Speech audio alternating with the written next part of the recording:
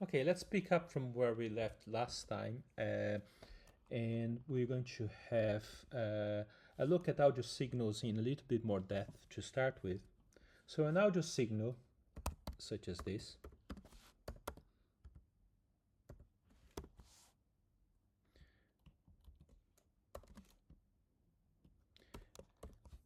is not a single sample. So I'm playing. So this is an audio signal here produced by the oscillator, but that's not a single number that's actually produced by the oscillator. It's actually a whole block of samples. Okay, and what size this block of samples is? The size of that block of samples goes from 0 to k-sums minus 1. So what is k-sums? K-sums is a constant that you can define in your header here at the top, and make it define the size of your audio block. And so that will be the size, how many numbers are going to be produced by the oscillator here, each one of those numbers being a sample in your audio signal. So when we have k-sum set to 10, means that you have 0 to 9 here, so you have 10 numbers there. If we put a print statement here, and we print the audio signal, and then with the square braces we can define what sample you want to print. Okay, so this print k2 will print the number that's stored into a sig1. We're going to see here that on my console here, we're going to see all the numbers of the audio signal corresponding to the first sample in each block. So if we run this, you can see that you have all those numbers here. These are the audio signal numbers. You can plot any of the samples in the audio signal. For instance, if I want to plot the last sample in the audio signal, I can just do this, and we'll still print it there, and so on. So for instance, if our k-sums is 10, then it means that you could actually have 10 print k statements here, print k2 statements, each one for each sample, and then you'll be able to print all the numbers in the audio signal. It's not so good in terms of reading the numbers, into seeing what's happening, as for instance it is in a scope, like in this one here, the scope from a widget. So it's much clearer what's happening when you look here and you can see the sine wave rather than looking at the numbers here. But this demonstrates that actually the audio signal is more than one number, is several numbers in one go. So this means that if you have an audio variable, you're going to have a block of samples. So is there a type of variable then that can hold one single sample instead of a whole block of it? And yes, there is, and that's called a control variable. So if I have, for instance,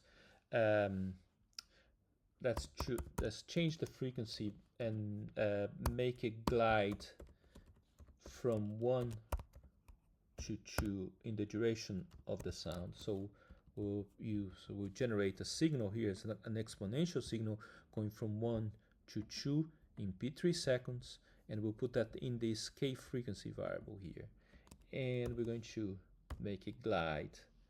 So I'll multiply the frequency of the oscillator by that. Now we have a gliding signal, and instead of printing the audio signal, I'm going to print the value of the k frequency value. You'll be able to see it printed out here. Now you can see I'm only printing a single number instead of having to select a number from inside the audio signal. And let's hear. Okay, so it goes all the way very close to 1 here. So this is the gliding frequency, and if we want to print the actual frequency that we're listening, we can get that multiply by p5 and we'll see. So it's getting to really close to 880, which is the output. So it would get to 880 if we had actually got to the final 1 second of the audio. So we actually got very close to it, but not. So the main thing about this is that this line here, exponential line, is being produced as a control signal, which is only one number, as opposed to the audio signal. Now oscillators can take control signals as well as audio signals. So you could have used that. Could have used an audio signal here as well as a control signal. But if it was an audio signal, so let's say an A here, and we put it in there, then it would have to be, in order for it to print, you have to select then the first sample of it, which is about, get the same result, more or less, okay? Because you're not printing any numbers in between, you're only printing the first one of each block. So this whole thing here is effectively equivalent to a control signal variable. Okay, so why do you want control signals instead of audio signals? Well, the control signals are more flexible for certain things. They are more efficient because you're only computing one number instead of a whole block of numbers. And the other thing that happens is that some oscillators, some opcodes in general, only take control signals. They won't take audio signals. So one example is the VCO2. Okay, so VCO2 is instead of using an oscillator and using VCO2, it only takes control inputs. So this will work. So this works, but if you try to use an audio signal, it will say, no, you can't. So it gives you an error. Unable to find opcode VCO2 for matching arguments A, VCO, PA. So you can see it's taking a parameter P4 and then taking an audio signal here, which is the result of this multiplication P5 to a frequency. It can't do that. So that's a good reason for using a control signal when you can't use an audio signal. But it's also more efficient than an audio signal. As a rule of thumb, of course, with an audio signal, you're gonna get a lot more detail, more fine-grained processing of a control signal. So, for certain situations, you might opt to use an audio signal instead of a control signal to get a better quality process. Typically, if you're using envelopes, then you might want the envelopes to be audio rate envelopes if you can. So for instance, when you add an envelope to this, we are processing audio signals, and so it will sound better than if we were producing a control envelope with a control signal and then and applying that to the VCO2. In this case, this produces a cleaner signal. So I would recommend the rule of thumb that if you're using envelopes, try to accommodate audio signals as much as you can for amplitude, but for other things, control signals are pretty much the thing to use, particularly if you want to be very efficient. The value of K-sumps can be changed, and again, it changes how fine-grained the control signal is. The default is 10, but you can change it to anything. Like typically, a value of 32 or 64 is kind of a good value, which gives you a good sort of balance between efficiency and quality of audio. If you start having very large case sums, then your control signals are going to be less fine-grained and possibly not so good. Okay, so we had a look at audio signals and control signals. Now let's have a look at the other thing that you can do, which is to have variables that are only active once every time you run an instrument. So at initialization time, at the time the instrument gets initialized. So there are two action times in an instrument performance or an instrument run. One is the initialization time, which happens at the start of the run, and another one is called performance time, which is when you're actually producing the signals, which is actually a loop that kind of loops around here, producing the signals and sending to the output. Initialization time is kind of one sort of pass that goes and does a one run and initializes things. For instance, let's say you want to use MIDI notes instead of frequencies to determine the pitch of the sound. So there's a processor called, a converter called CPS MIDI NN, so that takes MIDI notes, so I'll say P5 here, and then converts into cycles per second. So I'm going to have a variable called ICPS, which is in an initialization time variable, so that's why we have an I to start with. And that initialization time variable will take in the value of P5 converted into cycles per second. So the value of P5 now is going to be in MIDI notes, and I can use that in the instrument ICPS here. So here, instead of 440, I would use 67, 69, sorry, which is 440 in MIDI notes. But of course, now it's much easier. You could have, say, let's have a little chord, major chord here, C, E, G, okay, in MIDI notes, and let it glide up. So let's reduce the amplitude here to 0.15, 0.15, 0.15, and we go. Now because you're using MIDI notes, you can use basically any values of MIDI notes. If you want to go an octave lower, then you subtract everything by 12. So 48 here, 64 becomes 52, and 67 becomes 55. Okay, so there you go. Or if you want to go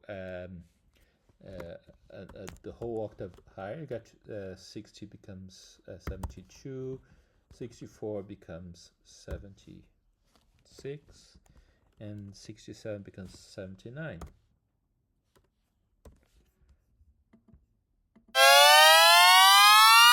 Okay, so it's really much simpler to use MIDI notes. We can use that. So the whole thing tells us that we are going to be basically being able to process this only at the start times, doing that conversion.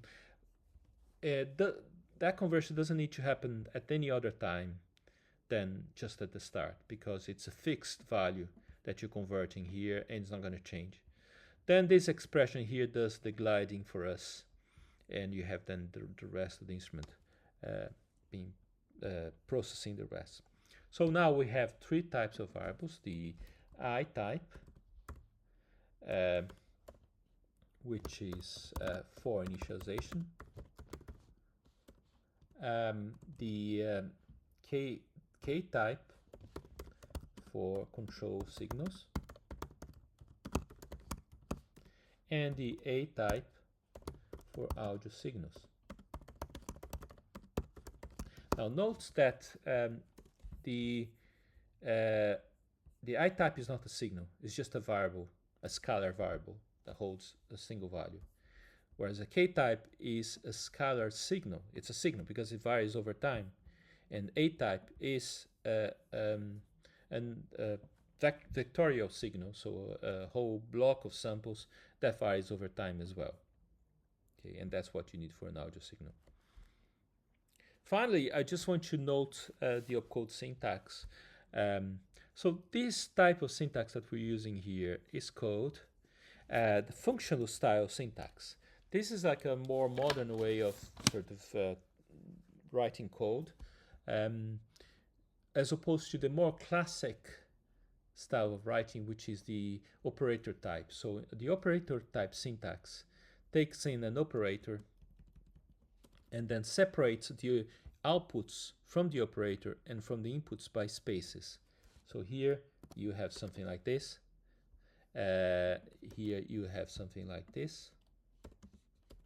See, there's no assignment, so you're not assigning anything. You're just using an operator to pick up and process the signal. And in fact, here with the out, we're already using the operator syntax, and we didn't explain what that was. So this is the operator syntax here, which is the classic way that you see the syntax of C-Sound. And this should, if I didn't make any mistake, should run the same way as before.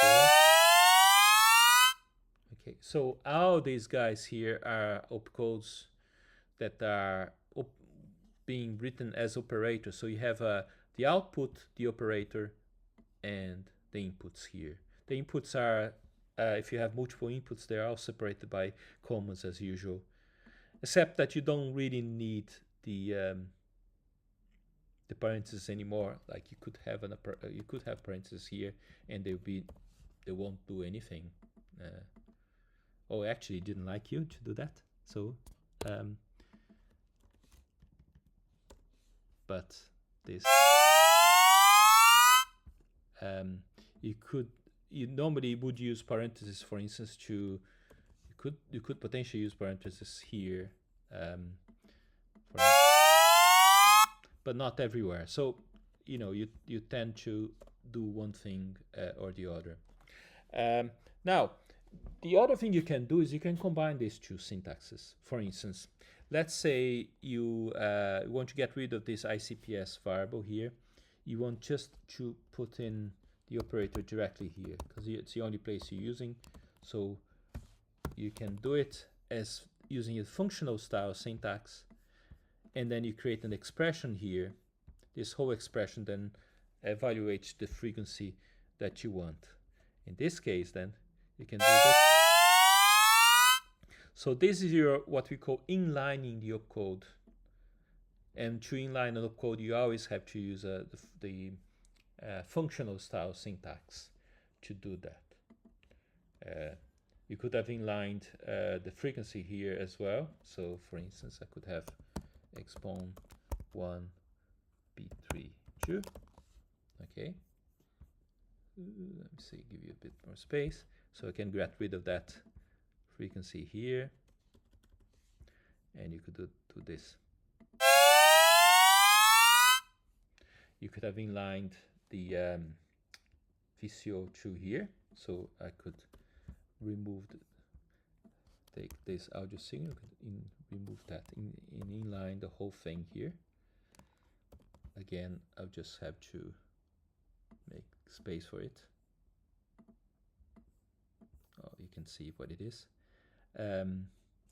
So you can, the way to do this is to apply the VCO2 as a function there. And then we have the linen as a function there. So all the parentheses are kind of balanced, and this should work as well. Oh, actually there was a say to get rid of that line. Okay, am linen. Okay, don't need that.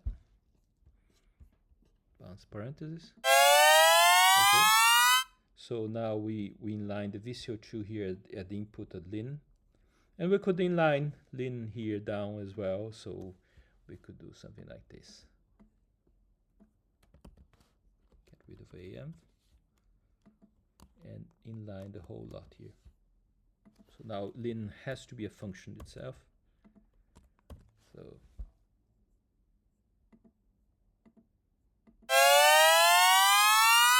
but it's a little bit excessive, to do that. In fact, that and this is possible as well.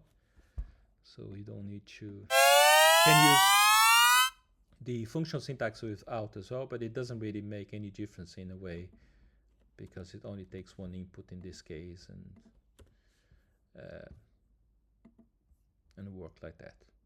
Okay, so it's a bit sort of a little bit very compact, I must say, very compact. One single line, you get everything done, but it's a bit more difficult to read than the other ones. It's a little bit more difficult to read. Finally, I just want to comment on the score section now, because you will see that if you're looking for examples in the manual, they all use the score. And so remember that if I have an instrument like this defined, okay, it won't play if you don't schedule it. So I removed the schedule calls there, and that's not doing anything. I can use the score to schedule it. So for instance, if I say I1, so this basically instrument 1 starts at time 0 for 2 seconds with 0.5 and 60. That will run. And the other thing about the score is that when the score finishes, it stops. Okay, you can basically can use it to start and stop something. And you can see this, the syntax is completely different. It's a different story altogether. All you have is basically spaces between the parameters, and the first letter is important because it tells you that you're running an instrument. Okay, if you want to have another instrument, you put another line here, I1, so instrument 1 again, because only have one instrument called 1, and then you can have the parameters like that, always spaced by space. So you can have as many lines. It's just each line of these is going to be equivalent to a schedule.